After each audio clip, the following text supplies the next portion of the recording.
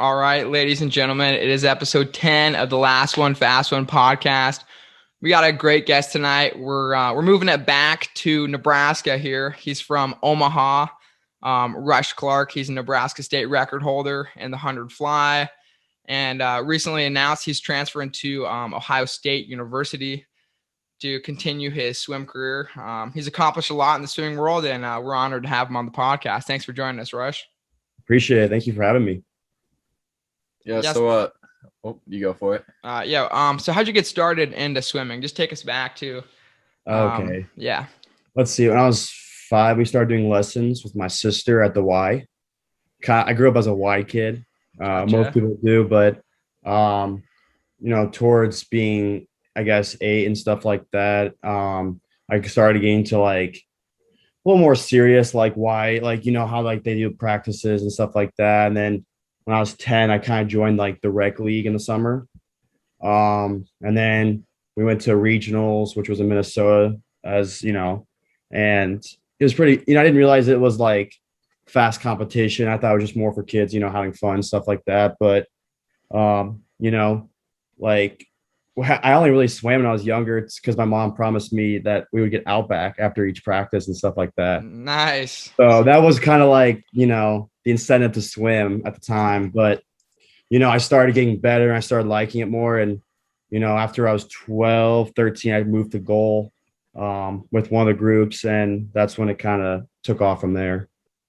Yeah. And did you have a family of swimmers? Did any of your parents swim, or was it just brand new? No, I mean, the only one I would say swam per se was my grandpa on my dad's side, who used to love swimming at like the Iowa pool and stuff like that. He took my father there a lot just to, have fun, stuff like that.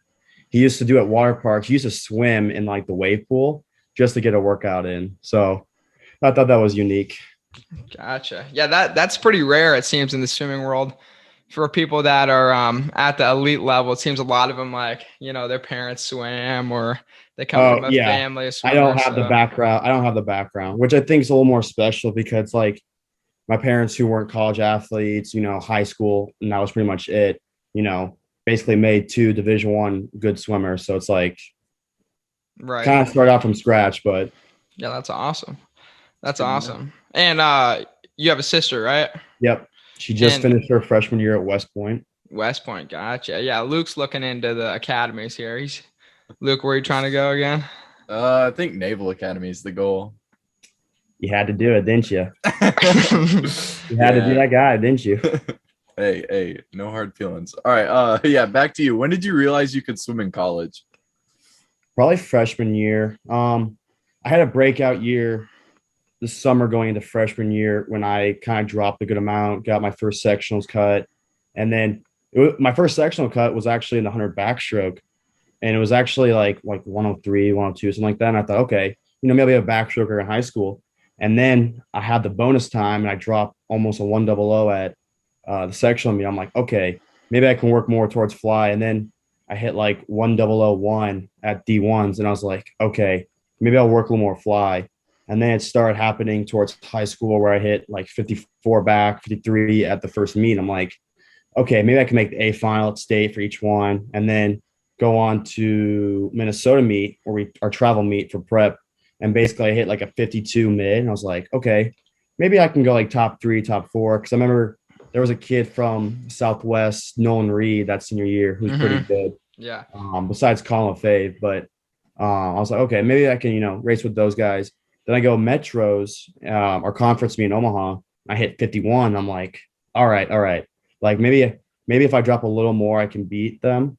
Unfortunately, I didn't because, like I had this thing in my head. I'm like, let's be someone who wins all 4 years, like that's pretty rare. That's pretty rare to have, but obviously that didn't happen. But getting third at state's not something to diss about, 51, like 7, something like that. And then 6th place in the 2IM, which was more than I expected going in. Right. But so you're talking about your fresh. No, you're good. So you're talking about your freshman year right now. Yep. And then sectionals hit, and I even dropped even more around 51 and like 100 back, like 52 low, stuff like that. And I was like, okay, I want to go, I want to go swim in college. I want to go somewhere. And I think the first school that I really was interested in was Louisville because of how much butterfly excellence they had, especially now considering they had Kelsey Whirl, Nicholas Albiero, stuff like that. Right. But they had a great, tradition of butterflyers. And I was like, you know what? Let's put our goals to making, the team on that, in the next couple of years. Gotcha. So was D1 always the goal for you? After freshman year, yeah, I think I didn't know if I want to swim in college or what division, whatever, during my freshman year. But after that, I was like, okay, at the time when college swimming, I was ranked like top 200. I'm like, okay, that's going to definitely help me propel to a lot of these colleges being interested in me. So I was like, let's not like put pressure, but like that's our goal right now. Let's get as much interest as we can. Gotcha. So you're a Hawkeye fan, right? Oh, always. Even though I'm going to Ohio State now, always. Let's go. Are you gonna rep the like 55-24? Are you gonna throw that in their face, or are you gonna kind of throw that under the rug and let it rest a little bit? Oh, my thing was more so I was gonna rep the 56-14 against Nebraska. Okay, yeah, that's good. And like they're not playing this year, but like next year, Nebraska comes to OSU, and like go. Whatever the score is, because I know OSU will win. Like hopefully it's a blowout, so I can be like, hey, Nebraska fans, 60-0. How do you feel right now? Stuff like that. But there we go. I think I'm gonna try and make a shirt where it's like half Iowa, half OSU, because Iowa comes to Columbus this fall. Okay, cool. I got to cheer a little bit for them, For sure. Even though I might get like throwing trash and stuff. Right. People are gonna be confused. Like this guy likes Ohio State and Iowa. But here's the thing: nuts. I feel like I can rep them more because they don't have a male swim team now. That's true. So there's no like there's no diss. I'm not playing football or anything. So. Right. So what was your Did you ever want to swim at Iowa, or were they just? After my swim camp, it might have been with you. Yes, I was there at that swim camp. Yeah, that was good. Those were good memories. A lot better. Like I went to a few other camps like Missouri and Wyoming. Mm-hmm. Iowa always put through, especially the cafeteria and stuff. Oh yeah. The coolest thing was the Hawkeye symbol in the waffles. Oh yeah, let's go. Coolest thing. The coolest thing. Yeah, that was dope. Like I thought I did, I enjoyed it a lot at the camp and stuff like that. But I remember at the time the recruiter, Rich, came up to me and was like, hey, watch out for us emailing you. We're interested in your swimming, your ability, stuff like that. Because that camp, that was going into my junior year. And that's when I just hit my JNETS cut at D1s.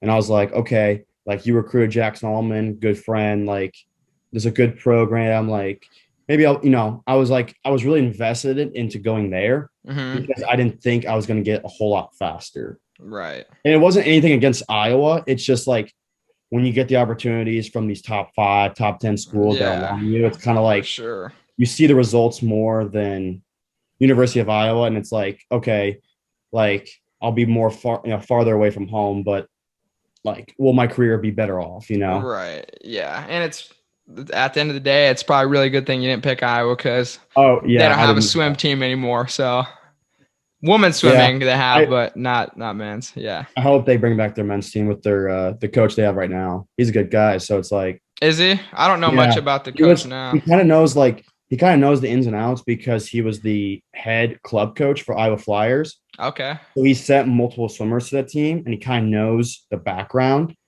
And it's kind of like, and like he knows he worked with Mark Long and stuff like that. And it's kind of like, okay, like I know how to rebuild this. And like they did pretty good at conference considering they had like 5-6 swimmers and like 4 divers. Yeah.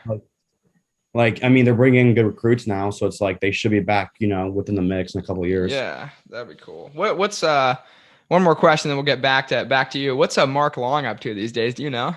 No. All I remember is he was just pissed that like Iowa was canceling their program, even though he was there for 15 years. And it's like, I'm trying to remember. I think he left the year before they canceled the program. Like when they announced it, he was like, I'm done. Like, I know you guys aren't going to bring it back.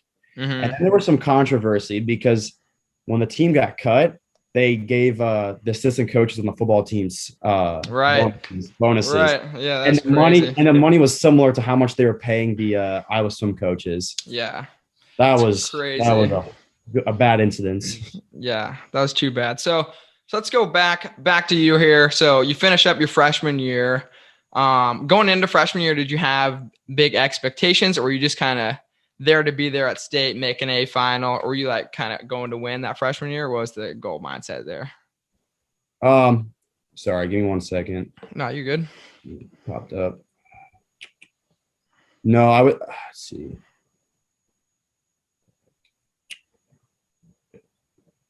Sorry about that. No, I mean, going into freshman year, I kind of knew I was going to be like just based on how I swam the long course season. I kind of knew if I took the same approach with Tom and stuff, that I kind of knew that I was going to go like. I think I was hoping maybe 53, but then I hit that the first meet. I'm like, okay, where do I go from here? Right. And then the expectations kind of rose up to right before state. I kind of was like, okay, I want to win state in 100 fly. Mm-hmm. But I feel like going from my best time was a 57 going into short course to a 51 at metros is kind of like, you know how high school swimmers drop so much time. I kind of hit my peak point when I hit 51 at metros, because at that point it's like drop 6 seconds. Like, how much more am I going to have to drop with 2 weeks more of taper? I mean, I didn't have a lot of muscle on me, so it's like I probably didn't need as much taper and stuff like that. So, I mean, I was happy to win state in the medley relay on the relay with the 3 seniors and stuff. That was pretty cool. I mean, being a state champion all 4 years is like, a good experience and stuff like that. So, yeah, expectations were towards the end, but it was more just getting used to the kind of like the culture change and stuff like that. Yeah, for sure. So moving into that sophomore year, you get second in the 100 fly, and you get sixth in the 2 IM. Talk a little bit about that second place finish in the 100 fly. Were you gunning for first, or did you know that Colin was in there, or it was going to be tough? So I was dealing. So after metros, I caught mono, and I kind of was out for the next couple of days, and I didn't swim at all. Lost about 10 pounds right within that week span, and I tried to get back on the horse and go faster. And it's weird. Like, I went 50.9 at JNAT's time trial, and then turn around state and I go best time. At that point, it was not so much I was upset. I was just like, okay, like I dropped time. It sucked I didn't win state because I wanted to beat Colin so badly, because we always had like this battle in practice. But like, I'm coughing, I can't breathe. The chlorine's making it worse. Right. It's like I'm just trying to push through this, and to go best time still, like especially in the 2 IM, considering when you get sick and stuff, 200s usually hit like the worst. Like, usually you go out strong and then you die towards the end.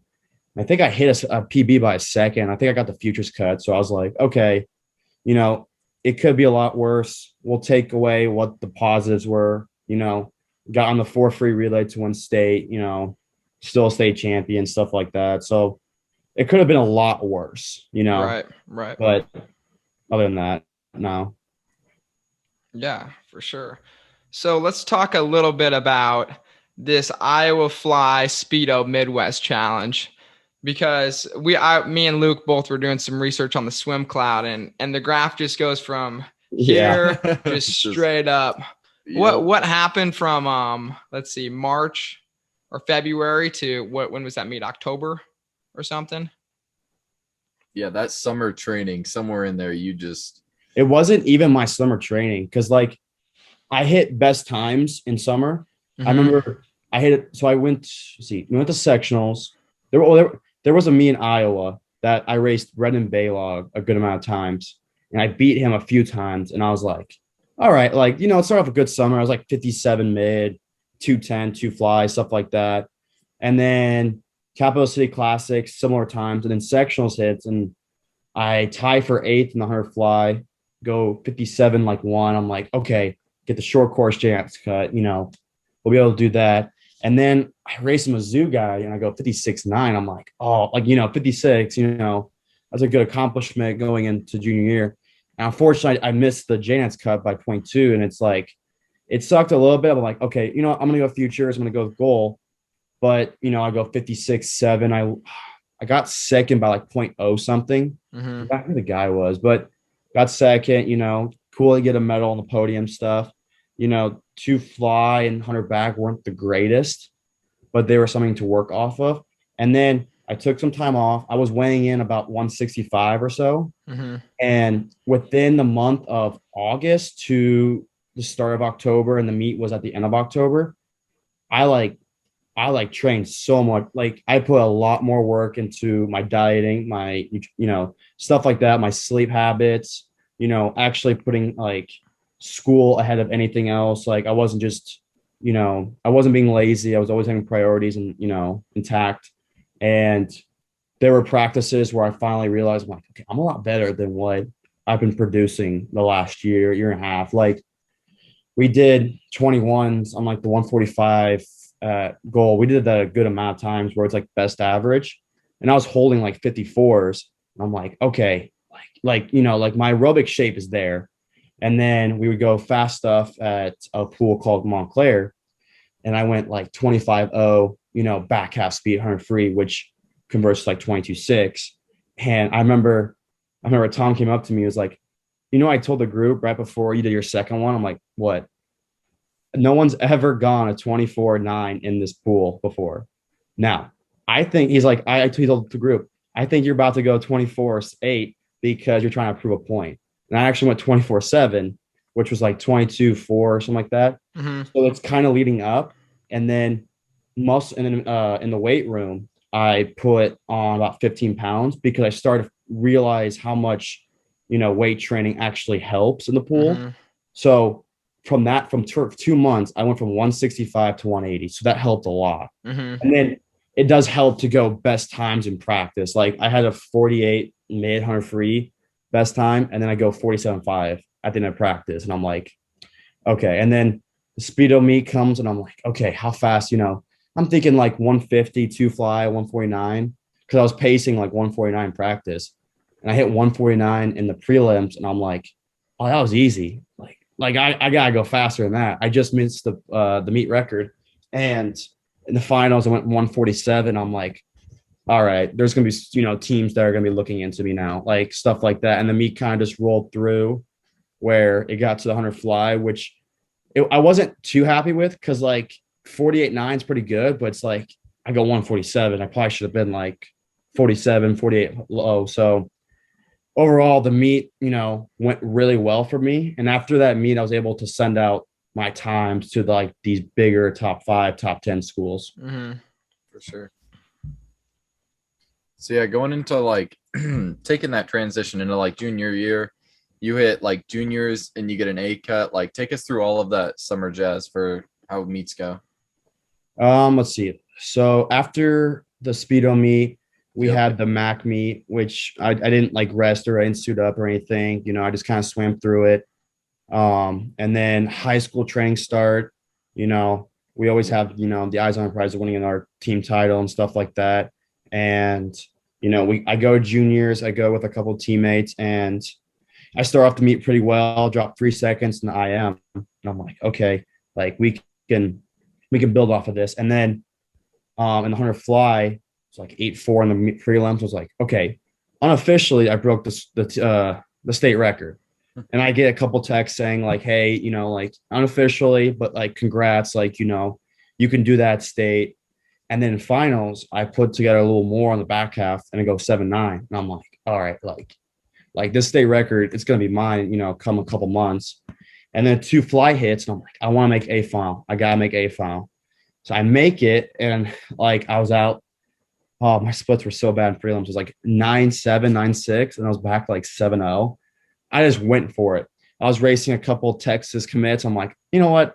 I'm going to show him a guy from Nebraska. And I did. I won the heat, but it so painful. Get to finals, you know, I'm a little nervous because I see on Swim Swam, Luca Orlando scraps 2 back to focus on 2 flight. I'm like, oh, if he goes 45.6 and 100, he's going to go something dirty.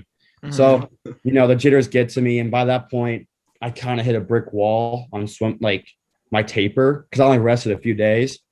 But it was a good experience because it's like looking back on it, all those guys were Power 5 commits or like our Harvard commit or whatever, like top schools. So it's like racing the elite of the elite. And it's funny on YouTube, I'm the picture of the two fly. The thumbnail. Oh Which is like 100,000 views. I'm like, no big deal. You know, I had the picture of the top like J Nats video, but it was a good experience. But you know, I kind of used that momentum towards the rest of the high school season. And by that point, I didn't need any more confidence. Like the confidence boost was the Speedo meet. And it was kind of like I was just, you know, gliding through the rest of the season, you know, putting the hard work in, you know, doing well in the weight room, stuff like that. It kind of was just, you know, it was easy. It wasn't forced or anything like that. And that's what kind of led me into a good metros and state. Yeah, yes. For sure. What is it? What's it like from like a year ago from that Speedo juniors? Like you're pretty under the radar, and then you come to Speedo juniors and you're on the thumbnail and you're racing national age group record holder Luca Orlando in the same heat. Did that ever hit you? Like, dang, like this is going on, or was it just kind of this day by day? You just got better and you didn't really realize it. It kind of hit me because it's also like I watched the video. I'm like, man, that man kicked my butt. Like that's gonna be a guy I have to race in college, so I have to get used to trying to be at his level to beat him. Like, you know, first I have to work on getting to the, you know, how fast he is, and then I have to figure out what's he doing more, like a little better than what I'm doing, and what kind of training he does compared to what I do, or what, you know, stuff like that. But I think it hit me when certain schools I reached out to at the beginning of junior year didn't reach back, but then I go to these meets and I get all these responses saying, hey, how are you doing? Like, we love to talk. And I'm like, you didn't want me now, but now since I'm faster, you want me. So I kind of was like, you know, the schools I reached out to, I'm going to stick to them. And, you know, the ones that actually responded, not the ones, you know, because like, you don't want me at my best, but you know, stuff like that. Yeah. You have to have trust in the coaches. And so that's why I kind of cut a few schools out that were just like, hey, we saw your times at. I'm like, you didn't want to talk to me because I wasn't fast. You told me I wasn't fast enough. Now it's like, you really want me? Like, right. For sure. So head up. Yeah, go ahead, Luke. Oh yeah. So I was just going to say, like, take us through junior year, high school, state, metros, just everything that led up to that state record junior year. So we hit metros. I only swim relays for, you know, Tom asked me a couple days before, like a week before, and he's like, would you mind swimming relays just so we can get more entries in? Because Tom always has, you know, a goal of everyone swims at metros no matter what. Even if she knows you won't make state, you got to get a taper meet in, because what's the point of 3 months of just straight hard work for nothing, you know? So I did all three relays, and it was funny because one of the Midwest coaches came up and was like, hey, why is Rush not swimming? Because I was just standing there cheering on my teammates. And he was like, oh, he's just swimming relays and stuff, you know. And she's like, oh, really? There was a rumor that he tested positive for steroids and that he was banned by Nebraska swimming. I'm like, because a lot of people thought I took steroids because I put on so much muscle mass. Yep. And to this day, I still get asked, hey, did you take, you know, you can be honest with me. I'm like, no, I just realized how much work it takes, you know, to get to a certain level. Right. Like I kind of put the pieces together. So we do metros, finals. They're pretty good splits, you know, PBs and stuff like that. Kind of easy leading going into state. And then I kind of talked to Tom. Tom wasn't the biggest fan of it, but my aerobic capacity was so intact that I was like, Tom, I can do 100 fly, 100 free, and I'll go best times and I'll win state. Like, you got to trust me on that. And I had certain goals and stuff like that. And just, I think doing prelims and being able to hit a state record and like dropping it by a second was like mind blowing, because it's like, I have to be the first person to go out 21 ever, you know? in the first 50, and doing that, and I was like, okay, I can't stay on it too much, like get too much in it, because I swim the 100 free in like 4 minutes. And 4 minutes and 13 seconds later, I'm like, oh, okay, I gotta swim. And I do it, and that was pretty painful, but I was like second going into finals, which I was like, okay, like, like I know what to do now. I'll have more time. And then turn around, go a point, one faster. I wanted to go a little faster because I thought I had a little more back half speed, but you know how it is. State prelim, state finals. You have a little more juice in the system on prelims than finals, just because of how long the meet is. I mean, it's like 2.5, 3 hours, in prelims, just because it's just the guys, and that's pretty long as a whole. But finals, it's like 5 hours, 5, 6 hours, and you have a compression suit on you for that long. And a lot of times, your legs just go numb after a while. But go, best time. And then I cut myself in my hand, so they gave me a little extra time because they had to wrap that up and stuff. I get ready, they get like 15 minutes, and I'm like, okay, I'm a little exhausted, but I know I can win this. And so I kind of cruised a little bit the first 50 just to see what the field was looking like. And I turned first, and I'm like, okay, I got this. And so I kind of almost, like, it was within a second, I think, splits. And, going 45-3 after last season, going 48 was like was a good point, was a good spot. And then being able to swim on the 2 free and then 4 free, winning the state title and 4 free at the end was pretty good, just to help cap off, I think 13. It was nice to like see Ross Pantano, go out with a bang on the anchor. So for sure, it was a good junior season. Gotcha. So at what point did you commit to Florida State? At the end of April, I took a trip to NC State in January. It was my first one. And then I went to IU like mid-April, beginning of April. And then I went to FSU at the end of April. And I came back and I committed like the day after, I think that Monday. And I was like, okay, I know what I want to do. Like, I see the progression on this team. I want to help them get to a certain level. So that was kind of like end of April, beginning of May. It was nice to know where you were going, just because so many people in high school are panicking on where to go and stuff like that. It's like, I only do one application, I know where I'm going, stuff like that. And like, it was easy just to not worry about that senior year, just focus on swimming and stuff like that. Gotcha. Sure. So you took three visits, is that right? Yeah, and it's funny. My 4th visit was a week later to OSU. Really? Yeah, and like the same guy recruited me, and the head coach came out to watch one of my practices. So like they were really invested into it. And at the time I was like, it sucks I'm saying no to a visit, but like they're gonna understand. They always get told no, or yes or no, stuff like that. But it's ironic that I go back to the team that was really invested into me. Yep. But gotcha. What stood out about Florida State at the time that made you want to commit? It was kind of like the progression their men's team had at each NCs. One of the assistant coaches, who's now at Louisville, had a post where it was like they started out 30th, something like that. They got down to 26th, 21st, and then they hit 14th. So they were making these big jumps, and it's only a few years into the head coach's, career there. And it's like, okay, I see how many good recruits are coming in. I see they're taking recruits from like NC State. Let's start off the recruiting class well. Let's they're talking about how they're gonna build the class around me. Have my input, stuff like that. I'm like, okay, let's do it. Let's give this a go. Like, I want to be part of the group that makes this team a top 5 team. Gotcha. So taking us back to like summer 2019, so junior summer, how is training going? Speedo juniors, and like just barely missing a trials cut. Just take us through that whole. I kept the same mindset I had in bless you.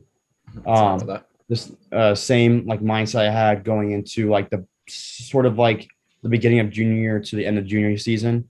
I was like, if I had the same mindset, I definitely can go similar times converted. And I want to see how fast I could go, just to see if I could make nationals and then fight for like a junior worlds team. Cause I see the times that like the last junior worlds were put up and it was like 53 high. And I'm like, okay, my conversion is 53.7. Like if I can go that, then like there's gotta be, a chance. But, I dropped a good amount of time at the first Iowa meet. It's funny. Both like meets I dropped a lot of were in Iowa. So I dropped a good amount in Des Moines, hit really good PB, stuff like that. I'm like, okay, sectionals will be better. Dropped a little bit more. I wanted to get the nationals cut so I could go to nationals and face like even higher, but I missed that by 0.3. And then I go to juniors and I missed that by 0.3 because I dropped a little bit more. But overall, I think it was a good experience just because, again, being in the A final racing guys who are going to Louisville, Stanford, NC State. And I'm like, okay, if a FSU commit can be in the mix, then there can be more of me that, they see the progression and stuff like that. And they see what the coaches are building around, stuff like that. But, it sucked because, 0.2 or 0.3 off the trials kind of like, this is why I wanted, to do it in the home pool. But, it was a learning experience and I had to take the best out of it and had to regroup, going into senior season. But overall, it was a pretty good summer. It wasn't like I couldn't back it up, Yeah. like it wasn't like I went like 56 again or something like that. I couldn't translate it. I kind of like, it was pretty good overall. I gotcha. Yeah. Now fast forward through kind of all the way to 2020 state. So senior year state. Take us through that, mate. I would it was a little bit of up and down because I was doing well. I dropped me at the Speedo challenge again in like the 200s. Didn't do as well in the hundreds, but realizing it was kind of like a drop taper to where fatigue started hitting in because I'm training my butt off, stuff like that. Talk to Tom, we get a good standing of where we want to be and stuff like that. And then during the MAC meet, I didn't swim it because I was just training, and I had something come up to where I needed surgery, and I had to take a week off and the doctor told me I had to take a couple weeks off for it, but I took a week off, got checked out, blah blah blah, got back in, swam times at the Burke Invite, the first meet for us, and they were pretty good considering I just took a week off of swimming, doing nothing. So it's kind of like junior nationals wasn't the greatest, but it was still a learning experience. Then I get sick for at least a week or two, going to the doctor multiple times just to see, just because I'm a little more sensitive to the winters and then being in pools that have, high chlorine levels and stuff like that. That's why I also kind of chose FSU because like I'm like outdoors, like it's gonna be fresh air all the time. Like it won't hurt me, I won't have to deal with the winters and stuff like that. And so get to state, high expectations. Like you always have to have high expectations at your meet. I still dropped time in 3 races in the prelims, and I was like, okay, I kind of reached the tipping point of how fast I can be in high school, which was a good feeling just because the 100 fly time was a national cut, and I was like, okay, first national cut. I know it's not a trials cut, but it'll get me to go to nationals the next couple of years, or at least next year, or whatever in the future. But going certain times like the backstroke and stuff like that, it was pretty good. Also breaking the Nebraska state record for most consecutive titles it was something that I think the whole team knew about. That's why we kind of battled with West Sides, but we kind of knew at the end, we're like, okay, they're going to lean more on us for the veterans to step up. And that's what we kind of did. And we kind of tipped it off with the 4 free relay, which was a lot faster than I expected, which it was a good way to end high school career. For sure. Taking us like, so 2020, like COVID starts to roll around. So like, how does training go over that summer and transition that into your freshman year of college at FSU?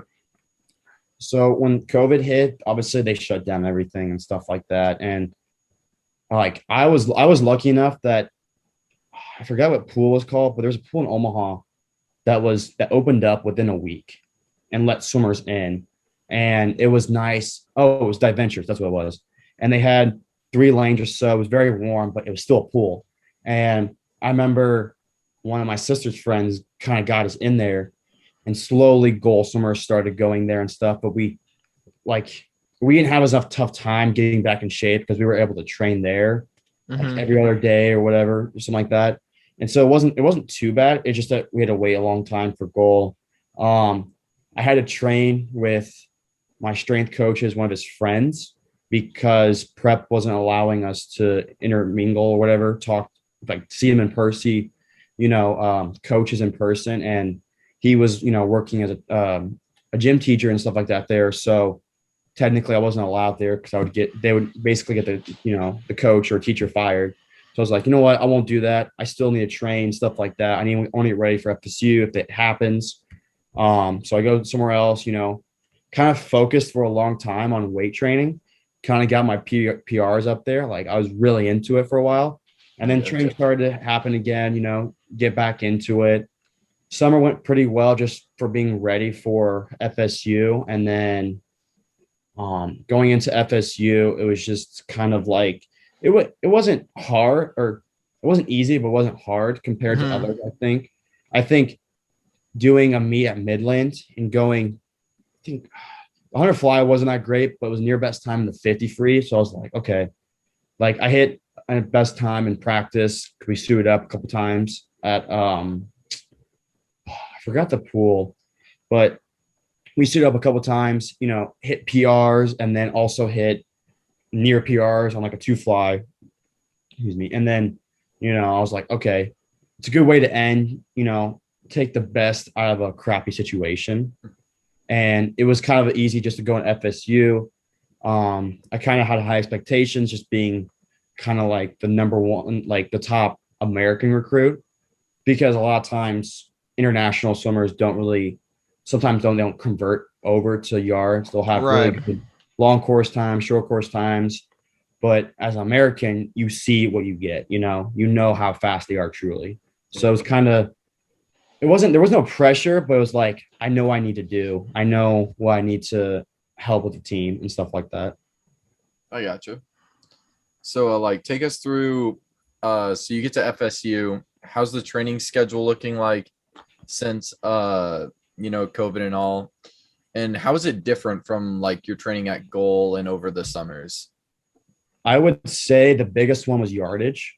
Okay. I think the difference is like Tom's getting us ready for like a few races here and there, right? Mm-hmm. When, college coaches are trying to get us to swim like 18 races within a 3-day week, like if you go to NCs and you make prelims finals, and then, at the time, or let's see, before they started this, where it was only time finals for relays, they used to have prelims finals for every relay mm-hmm. free. So essentially, if you did the prelims finals for all of them, that's 8 races plus another 6 for 14 races in 3 days. That's mm-hmm. I get it. It's like, sectionals and D1s had it, but like your body, you're at a younger age where your body can just, throw off that race, and college, you get to, your body starts to wear down. And it's like the training has to be a little different to where you're able to go from the first race of prelims relay to the last race of the 4 free relay and be able to, step up for the team, because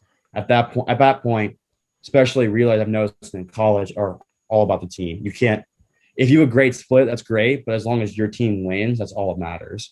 And when we started doing practices, like our team had a rough time just because COVID cases were a lot higher in Florida. Mm-hmm. We had to go through a lot of testing and stuff. I was like one of the first to get done, and I go to a practice, and then that night we get told we're COVID traced, so we're out for 2 weeks. The day before our training's supposed to start in mid-September, we get a text from our head coach saying, hey, the AD has to shut us down for 2 weeks. So I'm like, all right. So I've been training, the last month at a pool by myself, like the old FSU pool, which is pretty nice, but it's like sometimes you get bored of getting up at 6 o'clock in the morning just training by yourself. But After that, we kind of go back where, there's 2 people per lane, stuff like that. They have to, check your temperature, stuff like that.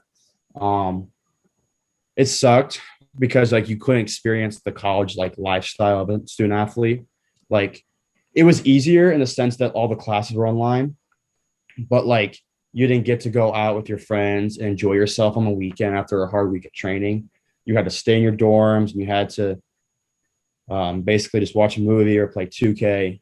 That's pretty much what my room did for like 2 months. But let's see, towards our first meet or so, we were pretty in shape, I would say. We were ready to go. I would say my body wasn't used to it, so I was able to go fast in the sprint races, but not so much like two fly and stuff. And so I started to get better at it. I'll admit I put on a little weight between end of summer and then start of season just because we weren't training. I wasn't training much. And so I had to cut that down. And then I had COVID, I want to say start of October.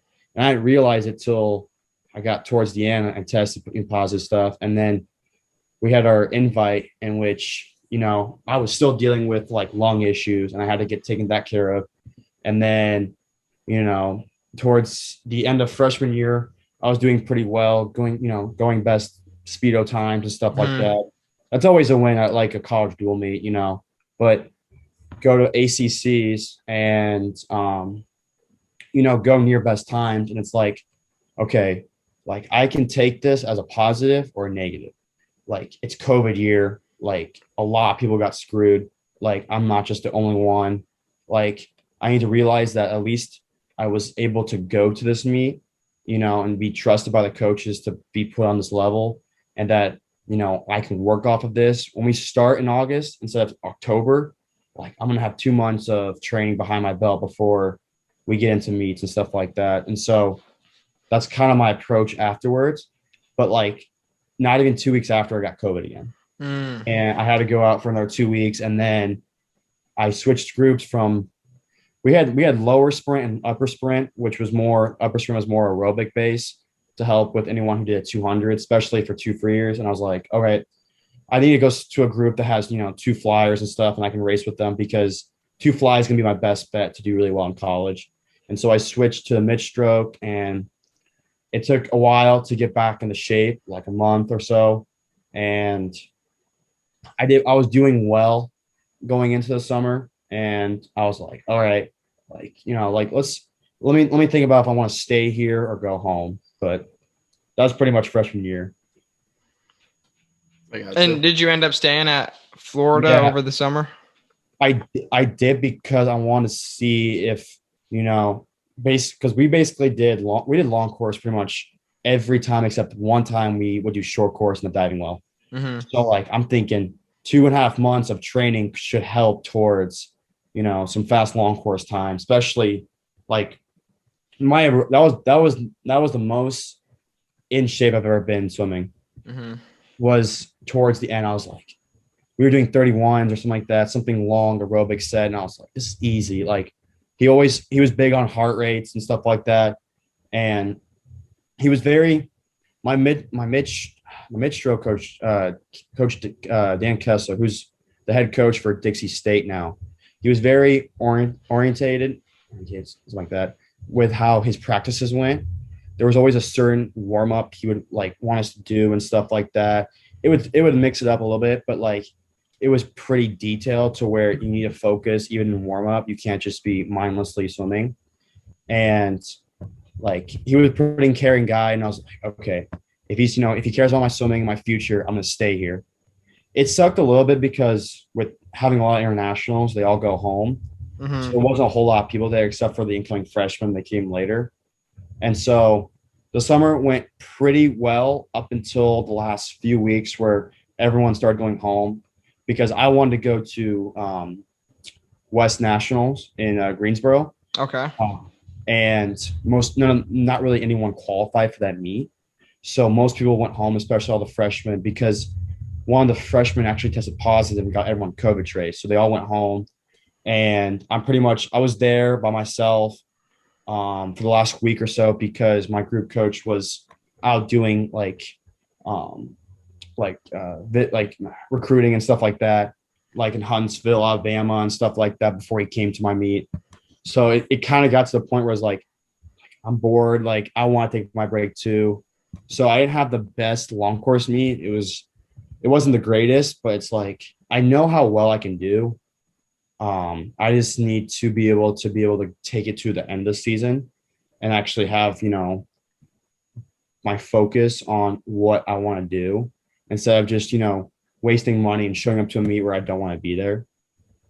So Right. that was pretty much summer. I gotcha.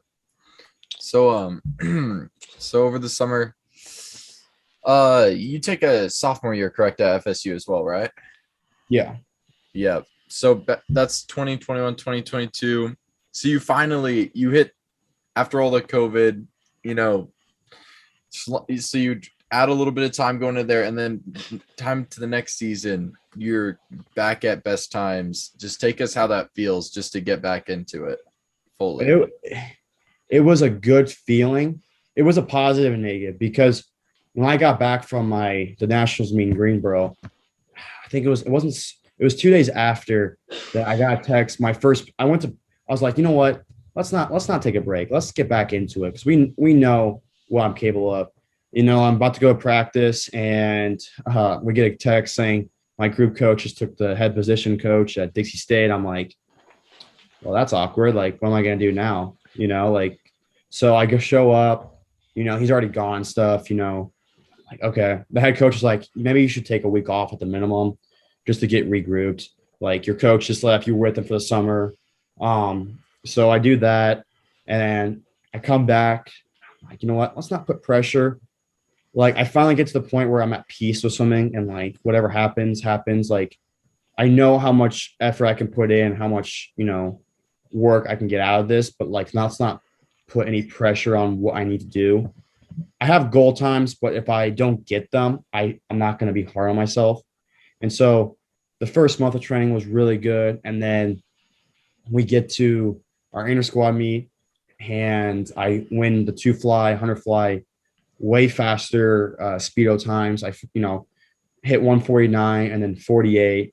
I beat the guys who beat me last year. I'm like, okay, this definitely got to give me confidence going into the next meet. We went to 9 girls, 9 guys went to this invitational and at FIU with like Pittsburgh and stuff like that. And they took me, and I was like, okay, I gotta be a top 10 swimmer on the team now. Like, I'm living up to my expectations. I do pretty well, carry that into Auburn dual meet, go 148, 2-fly in a Speedo. And I'm like, all right, I gotta go fast at invite. Like, this is, putting the work in now. Cause I was 153 last year at Auburn. So I'm a 5-second difference. Oh, wow. So I'm making improvements, and I'm thinking like I can go 140 low towards the end of the year with a good taper. And I hit like 48 mid on a fly. And I'm like, all right, like the 100's not my best event. So, if I hit best time Speedo, that it was a good dual meet. And then I'm trying to remember if we had a meet against, I forgot what team it was. It was a smaller team where we did off races, and I went in Speedo, Speedo best times, like 2 free, almost went 139. I'm like, my best in high school was 144. Like, I should be able to go 136 at invite easily. Mm-hmm. And then it was the day before Halloween. I remember I got sick after that. I don't remember what I had, but I had bronchitis, and I was out for about a week or so. And I was like, I was freaking out just because I wanted to go really fast to invite. I wanted to put myself on the map, to show that like these other guys that I'm coming for them, stuff like that. And I get to the meet, I'm like, if I don't go my best times, I'm not gonna be mad. I know why. I'm sick. Go best times. And I'm like, all right, like if I go these times, when I'm sick, how fast can I really go at the end of season? And so I took that point as, like I can get faster. Mm-hmm. But it was also a point of, it was kind of a negative in the sense that I was like, is this the fastest I'm going to get with FSU? Like, they celebrated my times. Like, I just won an NCAA title. Like, is this the fastest I want to get with them? And so that kind of went in my head. I'm like, is this what I'm going to do in the next 4 years? Do I want minimal improvements, or do I kind of want to be an All-American and stuff? Because going into college, my goal was to either win a team title, a relay title, or an individual title. All I want is one title, That's kind of like what I dreamed of, stuff like that since junior year of high school. But that kind of stuck in my head. My motivation started to go down a little bit here and there. I had a good training trip in Boca. I get back. It's really, I had some issues with my sinuses and stuff like that, to where I had to stay out a couple practices. They got to the point where they're pretty severe, in the sense that when I got to ACCs, I was struggling. My vision started going blurry and stuff. And it was like, I know I hit my exact best time from invite on the time trial. And, but after that, I was like, that was kind of like the tipping point of like, I'm done with swimming. There's no more point. Like, I kind of had a little bit of depression through January, December till end of school time. And that's and that was, how like college athletes put a lot of pressure on themselves, especially when you get to a certain level that you need to get better. You want to do it for now sponsorships and stuff. And, if you don't do well, like they'll drop you and stuff. And I'm like, I want to get certain sponsorships to, support me if I get to a certain level. And it kind of got to the point of like, I don't want this anymore. So sorry, I kind of continue with your question, but yeah. So question, just going back. So you said, so I'm just trying to understand your thought process, I guess, a little bit going into the next year or whatever. So you went, if you had the Georgia Tech Invitational, yep. You went best times, and you said you were sick, right? Yeah. So I got bronchitis around Halloween time. Okay. Sorry, I should have stopped, but I kept going with it. No. It's all good. I was gonna say, but you said you still felt like you had a lot more left in you. Yeah, it was kind of a positive and negative feel where it's like, I thought I had a lot more because I was sick, but we also rested, and that's kind of how much rested I need. And I'm like, okay, I dropped 0.1. My 2 IM, like it was 2-second drop, but it was also like I kind of expected that just because my 2 IM's been needing for a drop, and I started to work on my other strokes, but like I think one race that like stood out was I was on the belay, on the 4 medley relay, and I threw down a 46.3, and I'm like, okay, like that's a good time. Like, let's see if I can go 46 tomorrow. Like I was out the same time I did on the relay at state a couple years back. And I'm like that's pretty good. And then it didn't transition as well into the next day, just because there was so much energy that like prelims, especially I'll admit, prelims in college, the more prelims, the more less energy there is. Gotcha. And you can feel it on the pool deck just because they're long meets. But I was just trying to make, the final and stuff like that, just to get the final. But it felt good to get best times, because it's like, okay, I still can go best times. Right. But it's like, I know what my expectations of how good I can be. Like, I have certain goals to achieve in college, and it's like, that's what kind of was the negative point, Yeah, I gotcha. I guess my question was, you said you felt like you had a lot, like you could get a big time drop for ACCs, but you also felt like Florida State, like you just kind of had peaked out with them. Go ahead.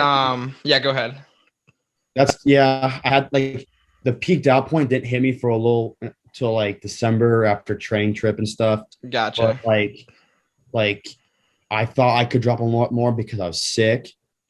I think at the time I was just celebrating the small wins of hitting best times. Yeah, that makes sense. Because I see a lot of swimmers who go to college and don't hit best times, and they're not even close, just because for sure. Maybe they don't care as much because they care about academics, their future. Swimming's not in their future after college. But the thing is, for me, is like I would love to see a future with swimming after college. Gotcha. I would love, especially with ISL starting up and stuff, if they were to get that figured out, like I would love to be on one of those teams, and Yeah. continue that just because it's a fun, being around all these fast swimmers. It's like the best of the best, facing off in like almost like a dual mat format, just because. And I know why they did, because college dual meets, in my opinion, are more exciting than invites Okay. because like each race matters to winning that dual meet. Like it's fun to say like your team upsets some five in a dual meet, even though you probably know you're not going to be in invites or NCs. It's like it's all right. We beat you because we put certain swimmers here. It was like strategy. At Gotcha. invite, it's like you have or ACCs or NCs. You have three races. Usually, you can choose from. Like at that point, it's either you're going for a relay title or individual title. Excuse me, except for unless you're like your Texas cows and stuff like that. I Right. would like if you're outside the top 10, it's kind of like you have individual goals of scoring points and stuff like that. Gotcha. So it was kind of like at that invite, you were feeling like you could go a lot better because you're sick. And then as the time went on and you went to training trip, you're like, I think I'm probably peaked out here at Florida State. Yeah. Just because Gotcha. I see the rankings and I get told the rankings don't matter because you can have a team that's like fifth and drop down to 20th if all the swimmers don't do well. Right.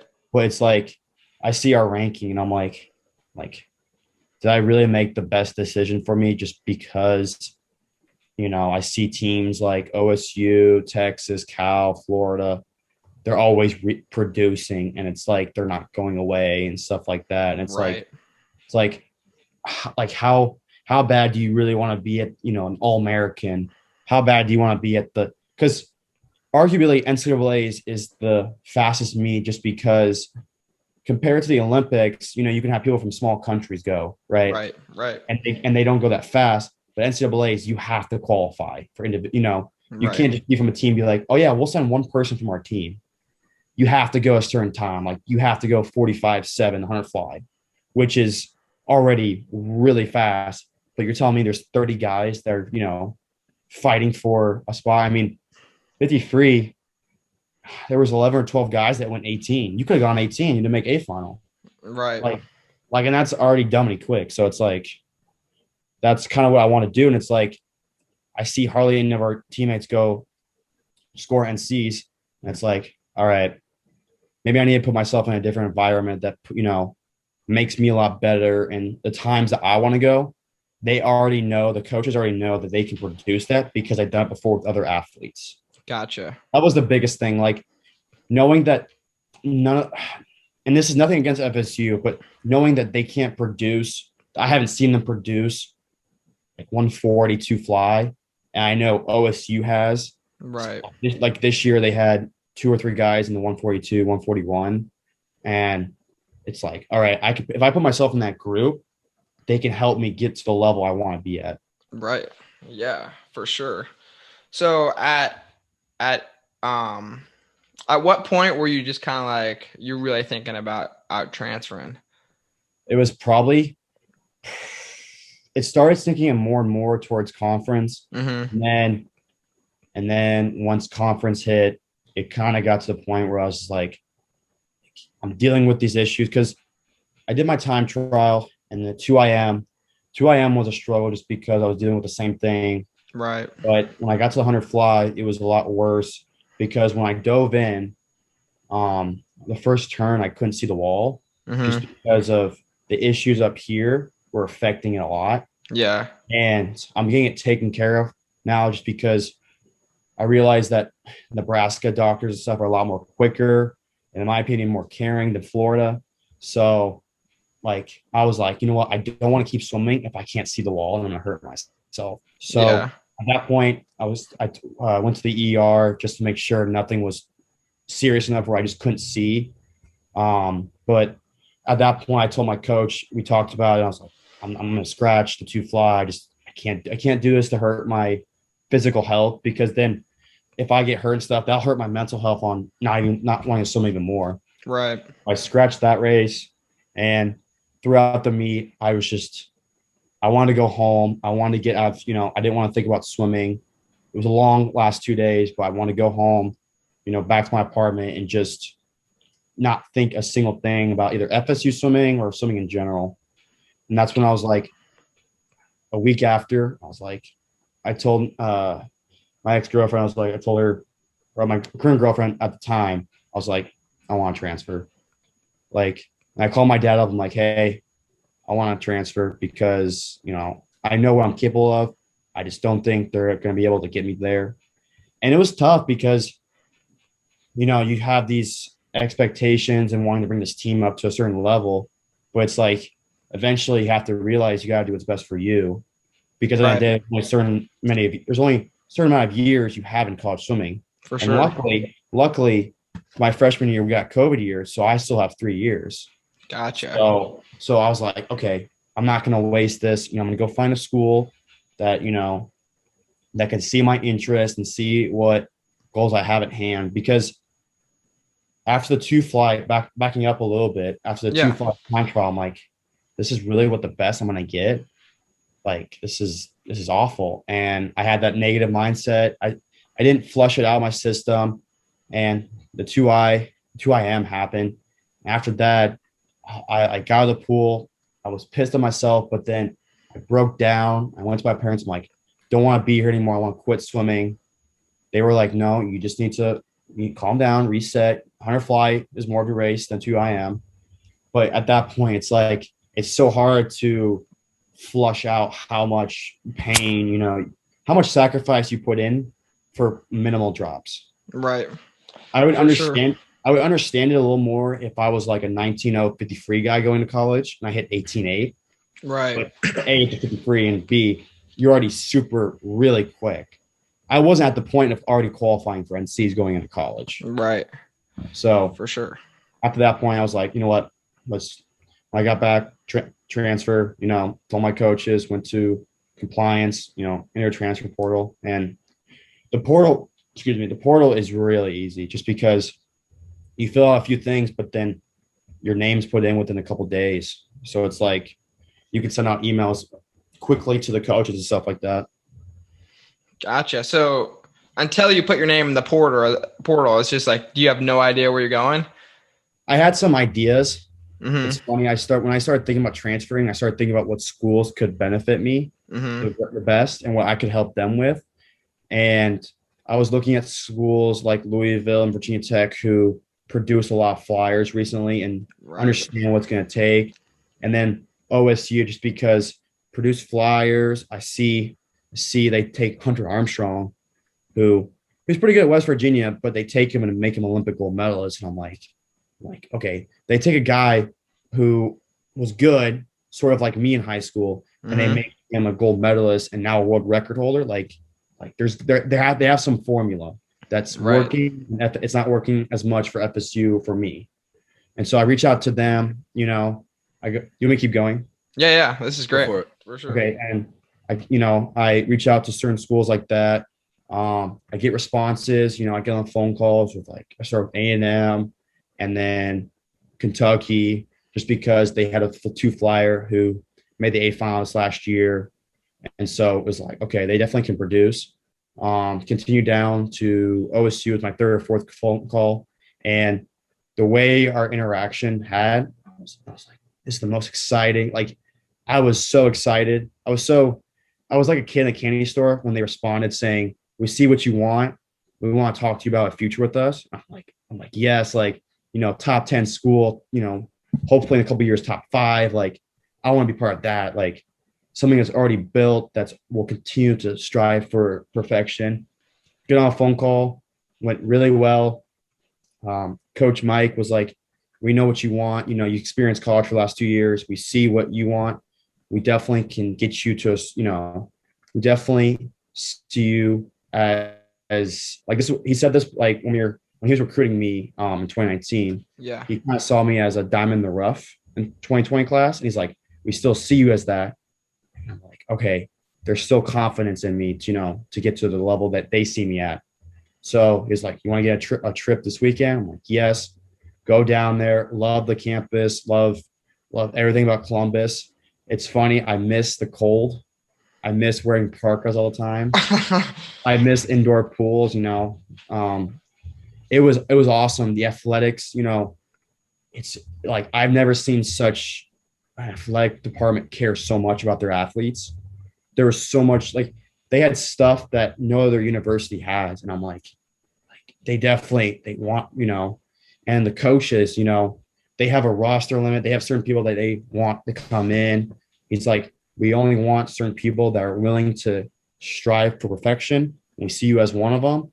We still do even after a couple of years. And I'm like, talking to the head coach, he was like, you have a lot of potential. You just need to be put in the right, spot. It goes well.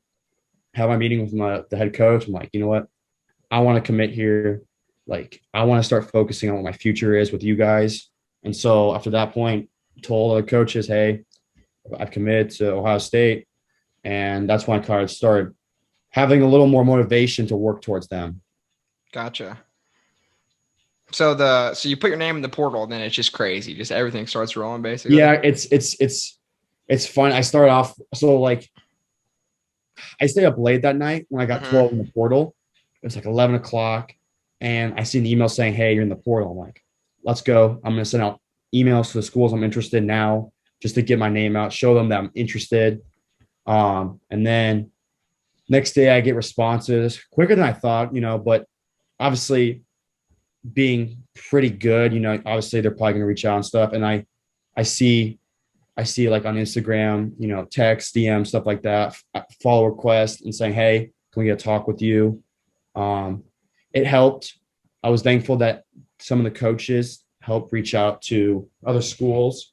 One of the coaches, Coach Carrington, reached out to SMU saying, hey, this guy's a good dude. Like, you guys should recruit him.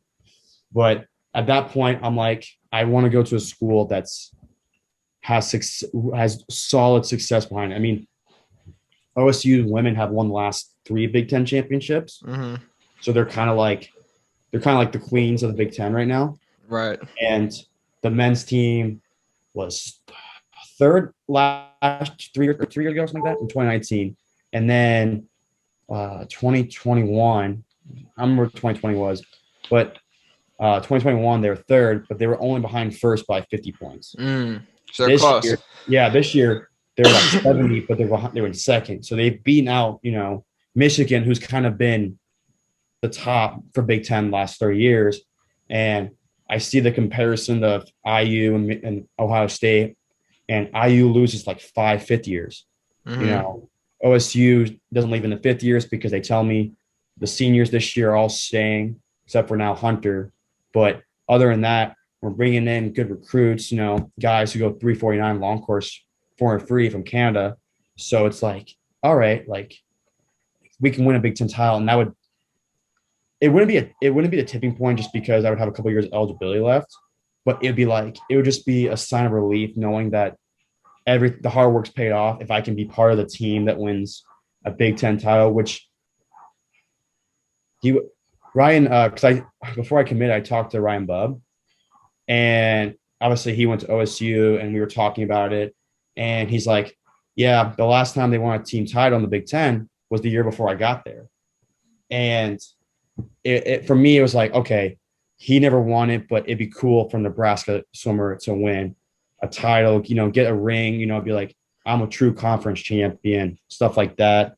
But, he helped me out a little bit just because even though he's working at FAU as assistant right now, he was like, you got to do its best, and OSU will be a good spot to help you achieve your goals and stuff like that. And so, yeah, where do you think that comes from, wanting to win a team title? Do you think it's because you went to prep and they dominated for so long? It's funny. That's what my dad asked me after I transferred to OSU, or I announced and stuff, and he was like, "It's like, why? Let me ask something. Why did you have such high hopes for FSU on winning a conference title and stuff like that?" And I'm like, I went to prep. Like, all we knew, even though we didn't write down every year, we knew the goal: win a state title, win a team title, be part of the tradition. There's solid success with Tom Beck and Crane Prep Swimming.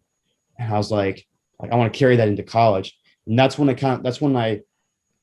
going back to ACCs, that's why I was like, FSU, unfortunately, will never win a team title as of right now because of teams like NC State and stuff.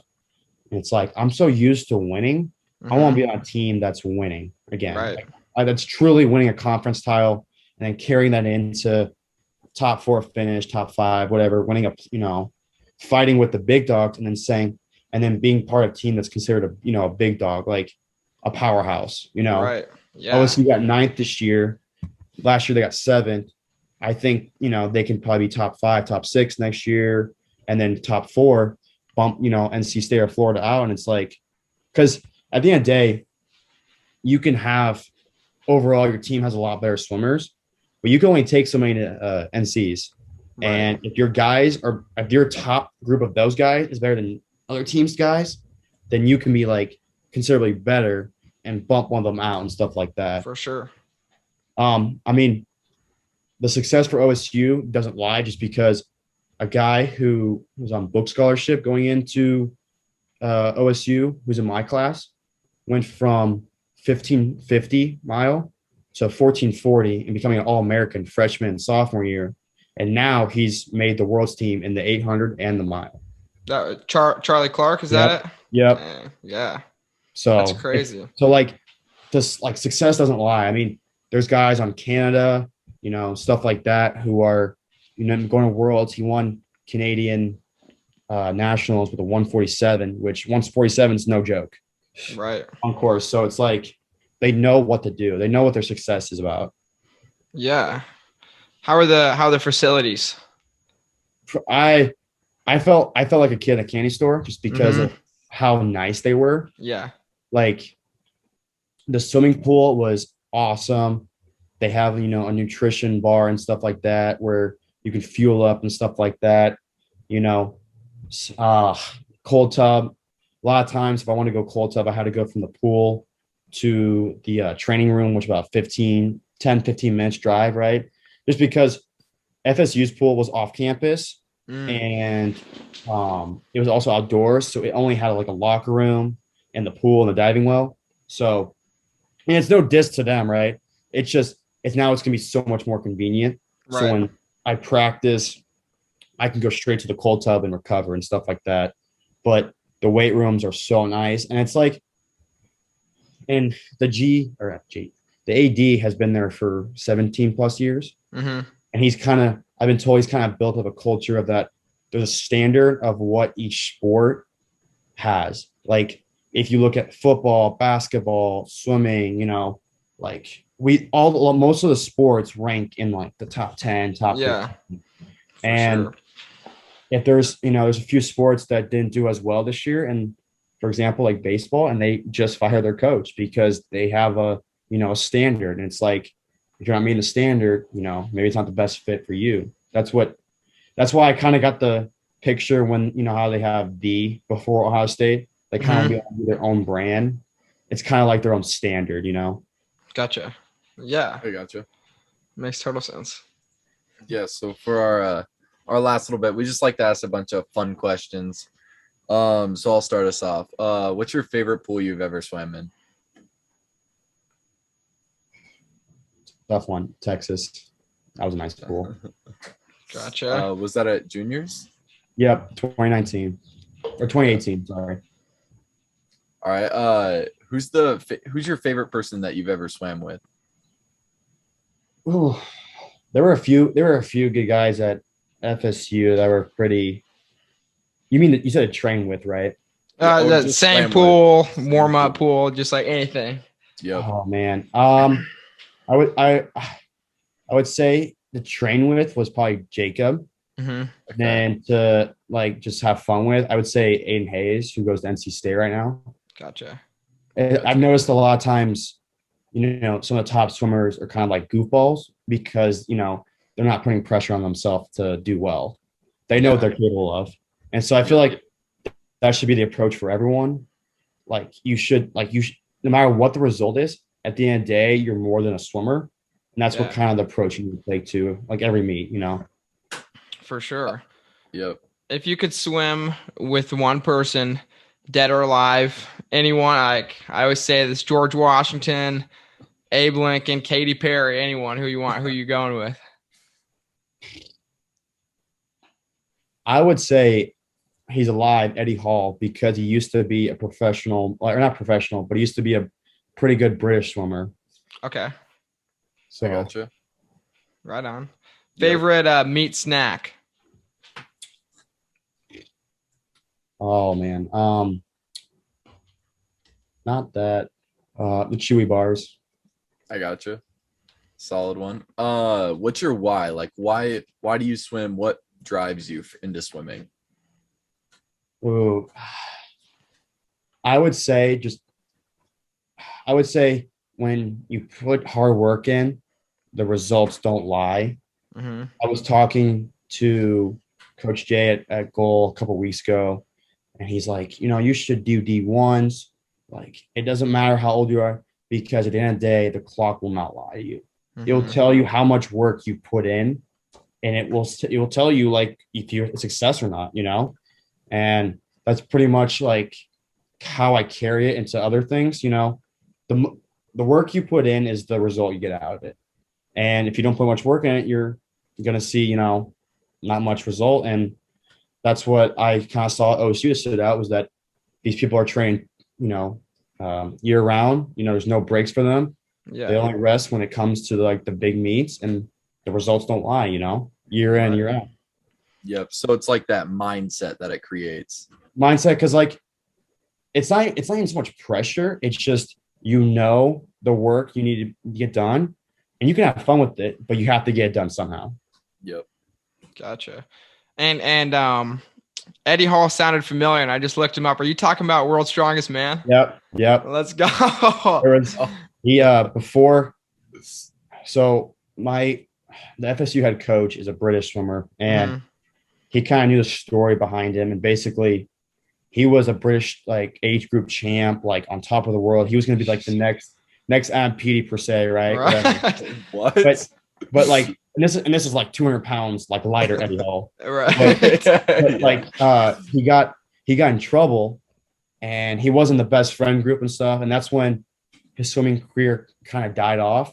And that's how he got into weights, because he wanted to put himself first, and not really have distractions like friends who drink and go out all the time, instead of just trying to be a successful man.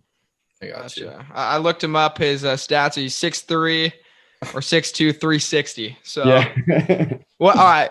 Fun question here. 50-yard free. What's Eddie Hall going? Short course or your long course? Short course yards. I would have to say he has to break 30. Okay. Yeah. He has to break 30. If he doesn't break 30, it's like, I feel like, I don't think he doesn't weigh 360 now, just because I know he's done, but like, he's probably like 250, 260. He's got to break 30, because that's a good point to like say you're in shape, just because of how big you are. For sure. Yeah. Oh, like if you had to give advice to any viewers out there, what words of wisdom would you give to them? Simple as this: you're more than a swimmer.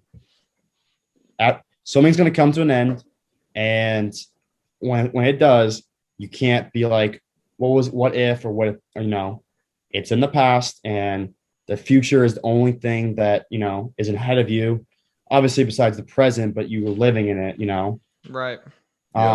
But don't there's pressure can lead to depression, and it can lead to suicide, and it can hurt your family and stuff like that.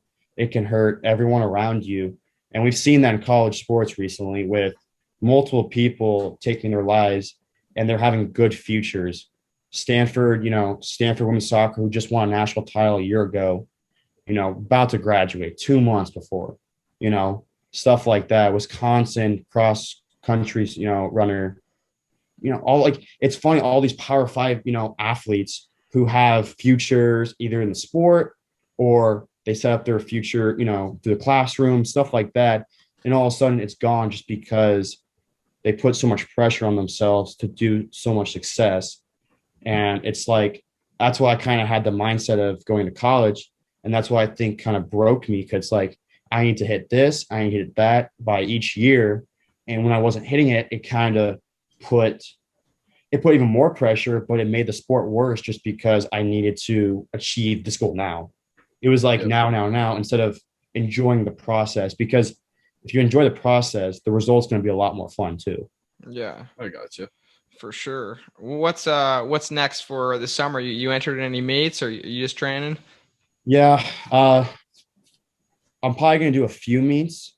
I don't want to do too much to where get burnt out or anything, but I want to do a few meets, see where I'm at, stuff like that. But I'm going to be training through just to get ready for the fall for OSU. But I'm thankful for OSU in the sense that they let me come home, because at first they wanted me to come out and start training, but I kind of need a reset with the mental side of things. Mm-hmm. And I'm thankful to the coach and stuff for giving me opportunity, letting me come home so that I can become a better person for the team.